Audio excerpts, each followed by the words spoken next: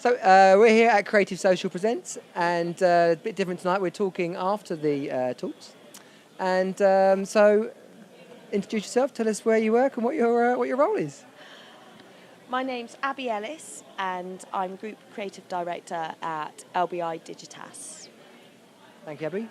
Really enjoyed your talk tonight. It'd be great to have a bit of a chat about your career and where it started, and so people might get inspiration for themselves in their career. So, where was this journey begin? What was your first role? I'm going to tell the truth, and it was nepotism.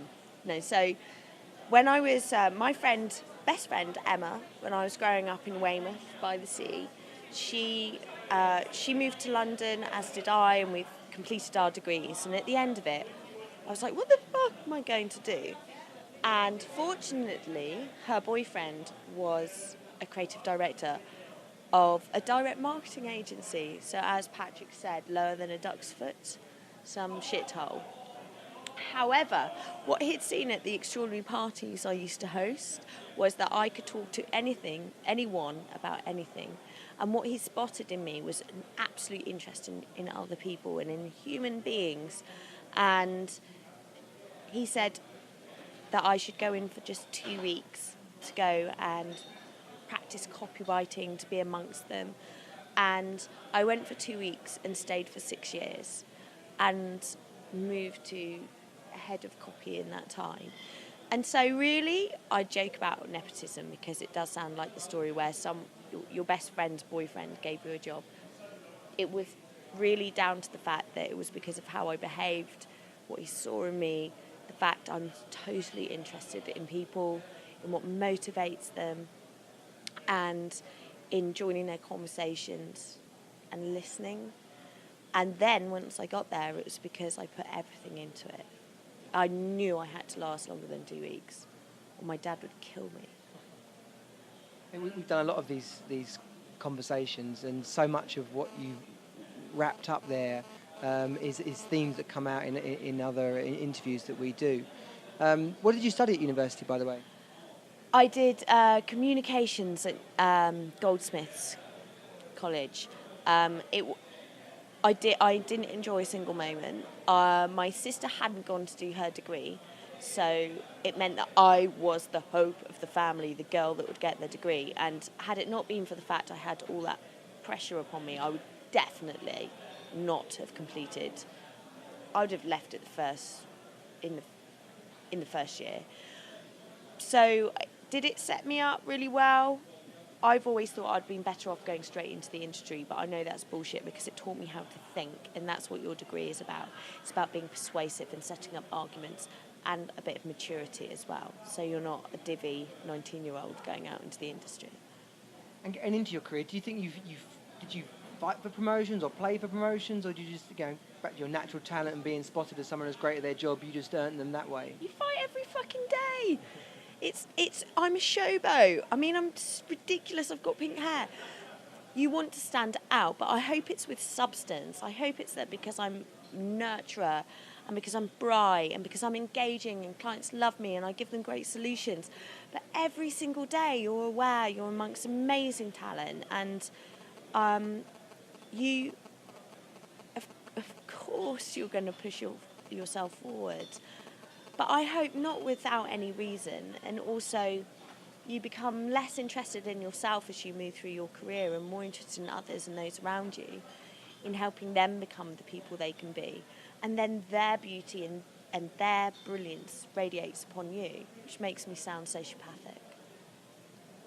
And for people today in their work, staying fresh and current as a creative, what sort of advice would you give to people who are looking to, I don't know, just be great every day? How do they need to stay fresh and current? Stop looking at the internet all the time, like looking at something AKQA did or something another agency or something Digitas LBI did and putting it on your wall and go, yeah, that's inspiration.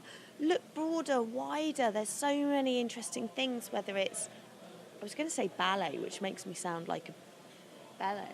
But what I think is to think beyond the internet, to look at the world, to be interested in everything and everyone.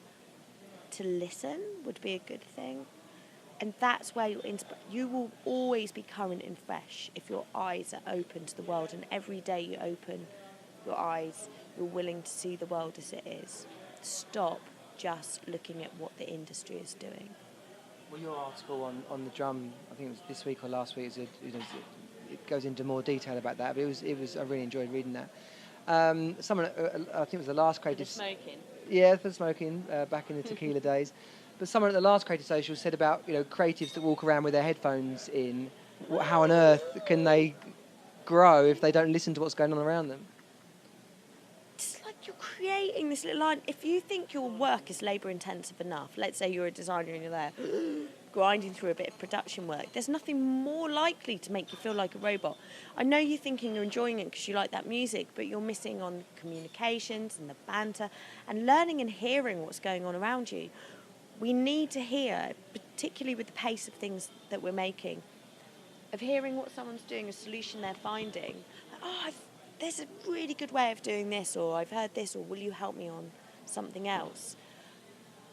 I think to isolate yourself is really... I really couldn't disagree with it more. We're social creatures and we work in a communications industry, and you should behave like that. Of course, sometimes you're like, plug in and switch off. But some people do that and it's their normal. And just finally, on the kind of hiring process, when you're choosing people to work in your team, what does someone have to do to stand out for you? You may have already answered this in some points, but just to summarise, what do they have to do to get noticed by you? Tap dance, not really. I honestly think that it's something in people where you can see there's maybe a raw talent or they're a passion. They really do something in their own time that shows this thirst and this quest to improve themselves. I don't need you to know every program or this or that or to be massively skilled up, let's say for a junior role. I need you to have this hunger and this spark in your eye and to feel that you're willing to learn and that you don't have to shout either. I don't want loud people all the time, and it doesn't matter. It's something that you have to be you and believe you can bring you to it. And it's seeing the magic and that confidence in someone, even if they're very quiet, that they put themselves out there and they do their own pursuits, creative pursuits, because life wouldn't be life without it. That's their passion. It's their life. I want them on my team. That's brilliant advice, thank you. Well, I've massively enjoyed your passion and energy this evening. So, are you on Twitter or any kind of thing like that? I don't. Do you know what? I don't do Twitter. What with my thing about slow the fuck up, I just don't want. Whilst I study it and an expert in how to do it for brands, I honestly don't think I have to be doing everything all of the time. It drives me nuts. I like reading books. So then, if people want to see you in action, they need to come to the next CS Presents or the next time you're speaking and enjoy what you have to say there. Absolutely. Thanks, Abi. It's been a real pleasure chatting to you. Thanks so much. So once again, we're here at Creative Social Presents. A bit different tonight. We're speaking after the talks. And who have we got with us on the couch tonight? I set you up there, didn't I? It sounds a little bit more... Who've we got? Who've we got? What have I found? Thanks for watching. If you enjoyed the video, please like it and share it with others. Source interview people from London's creative industry so you can learn from their experiences. To see more of our videos, subscribe to the channel now. And if there's someone you'd like to see interviewed, even yourself, then tweet us, put it in the comments or get in touch via email. Thanks again.